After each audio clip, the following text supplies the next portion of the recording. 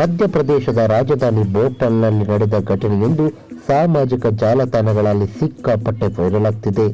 ಈ ವಿಡಿಯೋದಲ್ಲಿ ತನ್ನ ಕಾರಿಗೆ ತಳ್ಳುಗಾಡಿ ತಾಗಿದ್ದರಿಂದ ಕೋಪಗೊಂಡ ಮಹಿಳೆ ಹಣ್ಣು ವ್ಯಾಪಾರಿಯ ಗಾಡಿಯಿಂದ ಪಪ್ಪಾಯಿ ಹಣ್ಣುಗಳನ್ನು ರಸ್ತೆಗೆ ಎಸೆಯುವುದನ್ನು ನೀವು ಕಾಣಬಹುದು. ಡಿಕ್ಕಿ ಹೊಡೆದಿದ್ದಕ್ಕೆ ಹಣ್ಣು ಮಾರಾಟಗಾರರೊಂದಿಗೆ ಜಗಳವಾಡಿದ ಈಕೆ ಬಳಿಕ ಗಾಡಿಯಲ್ಲಿದ್ದ ಪಪ್ಪಾಯಿ ಹಣ್ಣುಗಳನ್ನು ಎತ್ತಿಕೊಂಡು ನೆಲದ ಮೇಲೆ ಎಸೆಯುತ್ತಿರುವುದು ವಿಡಿಯೋದಲ್ಲಿ ರೆಕಾರ್ಡ್ ಆಗಿದೆ.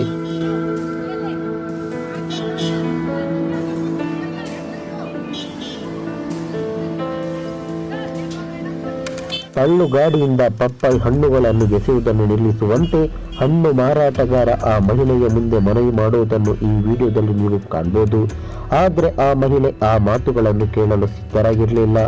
ರಸ್ತೆಯಲ್ಲಿ ಅವರ ಕಿರುಚಾಟವನ್ನು ಕೇಳಿದ ಅಕ್ಕಪಕ್ಕದಲ್ಲಿ ವಾಸಿಸುತ್ತಿದ್ದ ಜನರು ತಮ್ಮ ಬಾಲ್ಕನಿಗಳಿಗೆ ತೆರಳಿ ವಿಡಿಯೋವನ್ನು ರೆಕಾರ್ಡ್ ಮಾಡಿಕೊಂಡಿದ್ದಾರೆ. ಅದು ಇದೀಗ ಸಾಮಾಜಿಕ ಜಾಲತಾಣಗಳಲ್ಲಿ ಸಿಕ್ಕಾಪಟ್ಟೆ ವೈರಲ್ ಆಗ್ತಿದೆ.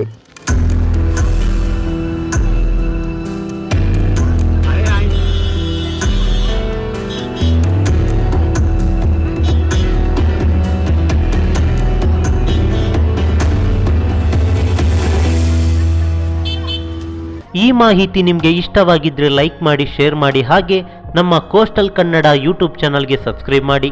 ನಮ್ಮ ಹೆಚ್ಚಿನ ಅಪ್ಡೇಟ್ಸ್ಗಳಿಗಾಗಿ ಕೋಸ್ಟಲ್ ನೆಟ್ವರ್ಕ್ ಇನ್ಸ್ಟಾಗ್ರಾಮ್ ಪೇಜ್ ಹಾಗೆ ಫೇಸ್ಬುಕ್ ಪೇಜ್ಗೆ ವಿಸಿಟ್ ಮಾಡಿ. ಧನ್ಯವಾದಗಳು.